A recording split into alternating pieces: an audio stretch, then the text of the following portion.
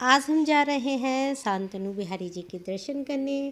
यहाँ मार्ग में गजराज जी का परिवार देखने को मिला। छोटे छोटे बच्चे और उनके संरक्षक, जिन्हें देखकर अति प्रसन्नता हुई। यह स्थल मथुरा के सतोहा गांव में स्थित शांतनु कुंड नाम से प्रसिद्ध है। ब्रज 84 कोस का यह तीसरा वन है। यहाँ श्री कृष्ण बलदेव जी ने गौचरण लीला करी। यहाँ से अब हम ऊपर की ओर जाते हैं। ऊपर मंदिर है। ब्रज 84 कोस यात्रा में 365 कुंड आते हैं, जिनमें से यह एक प्रमुख है। हमको कितने याद हैं? कुछ तो याद है, आपको बताती हैं। आप चलते रहें हमारे साथ। देखिए, 365 तो कुंड, 12 वन, 24 उपवन, 4 कुंज, 4 पोखर, 4 सरोवर, 10 कूप, 4 बावरी, 4 तट, 4 वट वृक्ष, 5 पहाड़ और 33 स्थल रासलीला के हैं। और ब्रज के प्रमुख स्थल बताते हैं आपको कौन कौन से हैं। मथुरा, वृंदावन, गोवर्धन, बरसाना, नंदगांव, महावन, गोकुल, बलदेव, काम्यवन, डीग, वनचारी और होडल। हम पहुंच गए ऊपर। बोलो बांके बिहारी लाल की जय।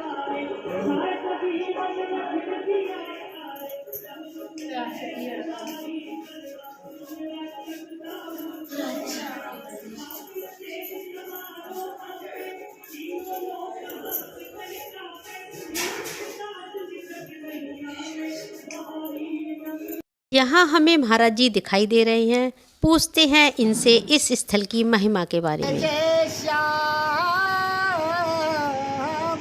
श्याम, जय जय स्वामी कुंज में रजू,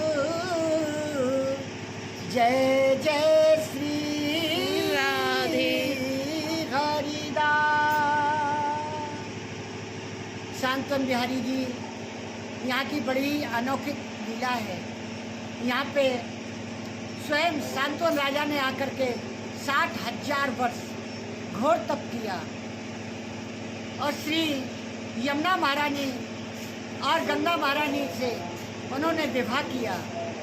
श्री जी राधा रानी को उन्होंने अपना इष्ट माना और बिहारी जी को अपना गुरु मान करके उन्होंने यहीं बैठ गए और उन्होंने 60,000 वर्ष घोर तप किया।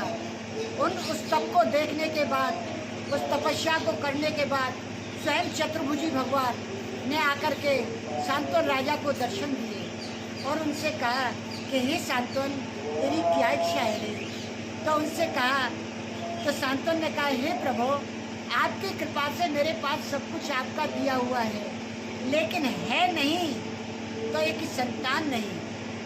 तो उन्होंने उनको वरदान दिया और उनसे कहा कि हे शांतनु, तेरे ऐसा वीर प्रतापी पुत्र पैदा होगा जो कि 3 लोक 14 भवन के अंदर तुम्हारा नाम प्रकाशित करेगा। तो ऐसा कहने के बाद में गंगा महारानी से विवाह किया। गंगा महारानी के साथ में विवाह करने के बाद में उनको 7 पुत्र हुए। पहला पुत्र हुआ, उन्होंने जल में प्रवाहित कर दिया। दूसरा पुत्र हुआ, वह भी जल में प्रवाहित कर दिया।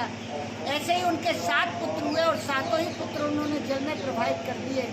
लेकिन शांतनु राजा से विवाह करने से पहले गंगा महारानी ने उनसे वचन ले लिया था। जब गंगा महारानी से उन्होंने वचन ले लिया था कि आप मेरे को कभी रोकोगे नहीं, कभी टोकोगे नहीं। जिस दिन आप मेरे को रोकोगे या टोकोगे तो मैं आपको छोड़ करके चली जाऊंगी। जब 8वां पुत्र हुआ गंगा महारानी के, तो उन्होंने उनको रोका और उनको टोका भी। तो गंगा महारानी ने कहा कि ये 8वां पुत्र तो मैं आपके पास लेकर के आ रही थी, और जो 7 पुत्र हुए थे वह 7 वसु थे। उन्होंने मेरे साथ में कितना किया जितना मैं जा टोका भी।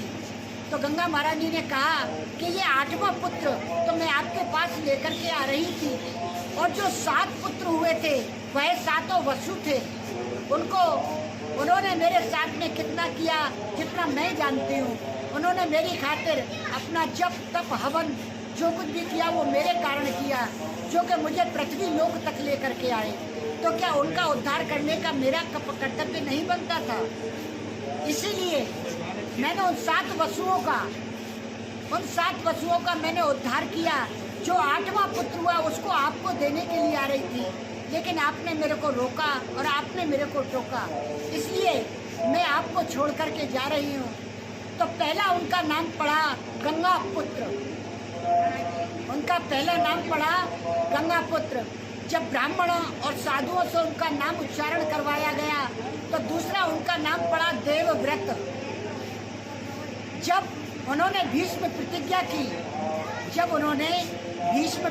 की कि मैं जन्म जन्म तक इस राज्य की सेवा करूंगा, जन्म जन्म तक मैं विवाह नहीं करूंगा, जब से उनका नाम पड़ा भीष्म। क्योंकि वो बड़े थे इसलिए उनका नाम हो गया पितामह भीष्म। इसलिए इस कुंड का, इस शांतनु बिहारी जी का बहुत ही बड़ी महत्वता है। जिस किसी के संतान कभी नहीं होती, जिसके कभी संतान नहीं होती, यदि उसके पुत्रियां ही पुत्रियां होती हैं तो वो यहाँ आए और शांतनु कुंड के आकर के जोड़े के साथ स्नान करे और जो पुराने वस्त्र हैं उनको यही छोड़े और ठाकुर जी के चरणों में जाकर के पिछवाड़े उनके पीछे जाकर के गोबर के साथिया लगाए, गौ माता के गोबर का साथिया लगाए, तो साल भर में उनको पुत्र प्राप्ति हो जाती है। तो ये किसी विशेष तिथि पे होता है स्नान? कोई विशेष तिथि है? ये तीन दिन होते हैं यहाँ के, मंगलवार, शुक्रवार, शनिवार। ये 3 दिन हैं जो प्रातः सुबह 4 बजे से लेकर के 8 बजे तक जो स्नान करता है उसको पुत्र प्राप्ति होती है। चलिए अब मंदिर की परिक्रमा लगाई जाए।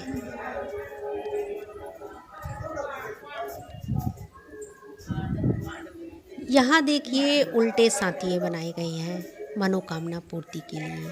जब हमारी मनोकामना पूरी हो जाती है तो इनको सीधा कर दिया जाता है।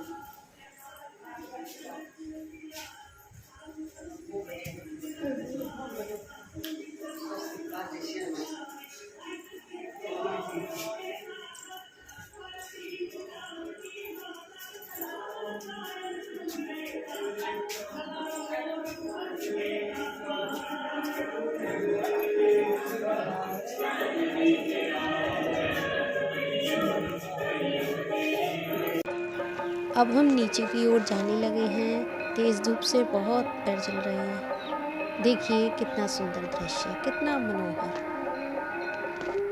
आप बताएं दर्शन कैसे लगे आपको, कैसी लगी ये यात्रा। वीडियो को यहीं समाप्त करते हैं। बंदरों का बहुत आतंक है। बोले राधे राधे।